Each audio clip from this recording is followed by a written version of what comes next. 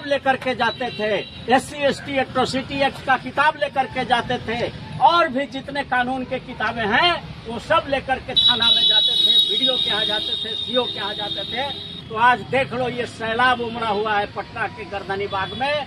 हजारों हजार की संख्या में लोग यहाँ पर गोल्डन दास के समर्थन में आए हुए हैं और पूरा शुरू से ये नारा गुंजमान हो रहा था कि गोल्डन दास मत घबराना, तेरे पीछे सारा जमाना। ये नारा गूंज रहा था इस धरना स्थल पर और यहाँ से आवाज उठ रही है कि जेल का फाटक टूटेगा, गोल्डन भाई हमारा छूटेगा, जेल का फाटक टूटेगा, गोल्डन भाई छूटेगा, जेल का फाटक टूटेगा, गोल्डन भाई छूटेगा। जो बिहार के भ्रष्ट पुलिस पदाधिकारी हैं, गोल्डन दास पर अत्याचार करना बंद करें, नहीं तो बिहार में एक बहुत बड़ा जन क्रांति होने वाला है।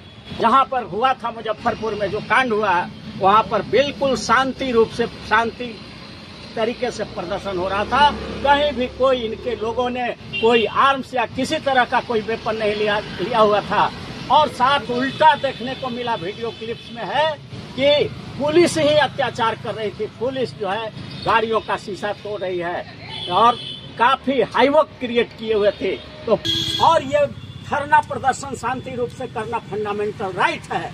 तो इस हक को कोई नोटिस कर दे कि परमिशन की जरूरत है, कोई एक ऑर्डर निकाल दे कि परमिशन की जरूरत है, तो ये संविधान के आर्टिकल 13 का खुल्ला उल्लंघन है।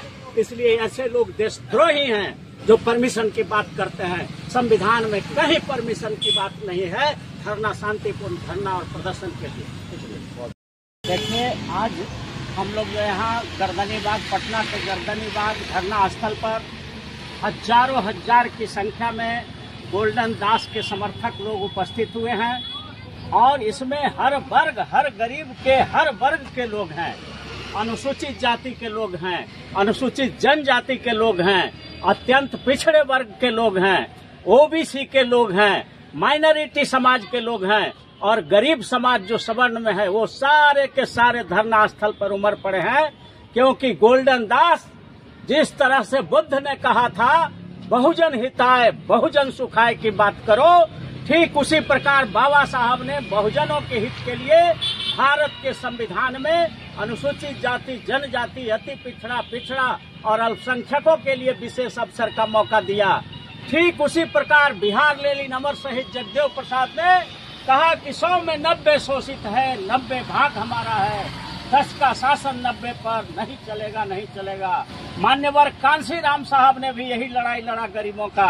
85 की लड़ाई लड़ो, अमीरों की लड़ाई लड़ने की कोई जरूरत नहीं है। और उसी के कड़ी में बिहार में गोल्डन दास भी गरीबों की आवाज बन करके उभर रहा था और पूरा जहां कहीं भी BDO ऑफिस में, CO ऑफिस में, DM ऑफिस में, थाना में, कहीं भी अनुसूचित जाति, जनजाति, अति पिछड़ा और अल्पसंख्यक समाज पर जुर्म होता था, उनका FIR नहीं लिया जाता था। मोटे मोटे अमीर लोगों से पैसा लेकर के गरीबों को सताया जाता था थाना के द्वारा।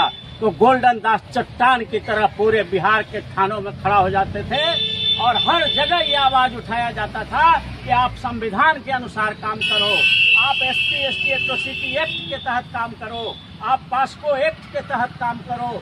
जो भारत का संविधान है, जो जनता का अधिकार है, उसको आप नहीं छीन सकते।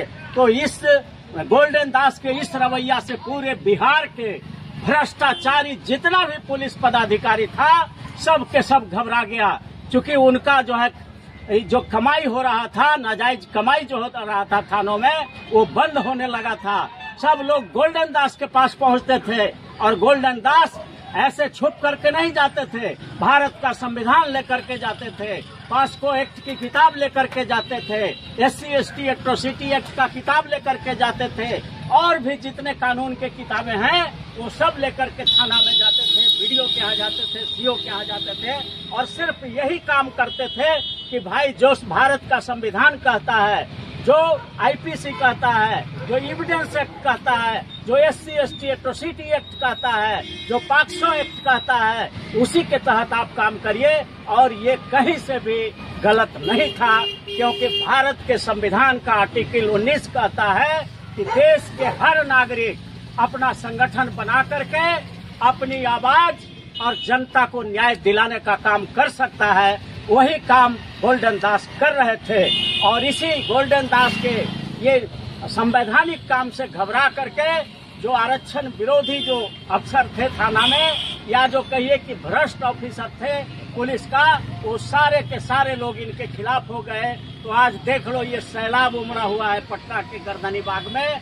हजारों हजार की संख्या में लोग यहाँ पर गोल्डन दास के समर्थन में आए हुए हैं। और पूरा शुरू से ये नारा गुंजमान हो रहा था कि गोल्डन दास मत घबराना, तेरे पीछे सारा जमाना। ये नारा गूंज रहा था इस धरना स्थल पर। और यहाँ से आवाज उठ रही है कि जेल का फाटक टूटेगा, गोल्डन भाई हमारा छूटेगा।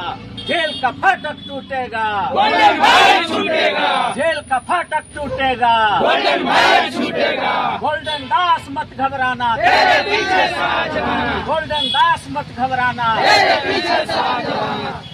तो इन्हीं बातों के साथ मैं ये कहना चाहता हूँ कि जो बिहार के भ्रष्ट पुलिस पदाधिकारी हैं, गोल्डन दास पर अत्याचार करना बंद करें, नहीं तो बिहार में एक बहुत बड़ा जन क्रांति होने वाला है।